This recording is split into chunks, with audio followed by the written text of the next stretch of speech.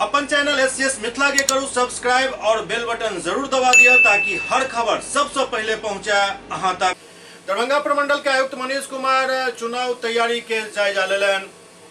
आयुक्त कार्यालय दरभंगा के सभागार में आयुक्त दरभंगा प्रमंडल दरभंगा मनीष कुमार की अध्यक्षता में वीडियो कॉन्फ्रेंसिंग के माध्यम से लोकसभा आम निर्वाचन 2024 के लौकर तीनों जिला के जिला निर्वाचन पदाधिकारी सह जिला पदाधिकारी के साथ कैल गेल तैयारी के समीक्षा कैल गेल।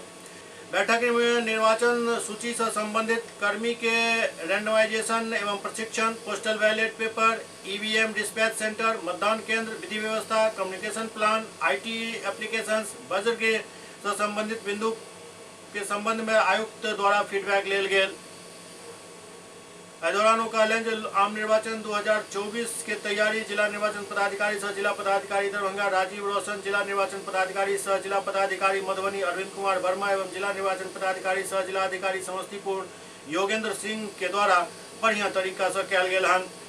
आदर्श आचार संहिता के अनुपालन करावे के निर्देश दिलन। शांतिपूर्ण मतदान संपन्न करावे के लिए आवश्यक कदम उठावे के लिए कहलें और कहलें जे लू से बचाव के लिए पर्याप्त मात्रा में पानी आदि की व्यवस्था क लेल जाए।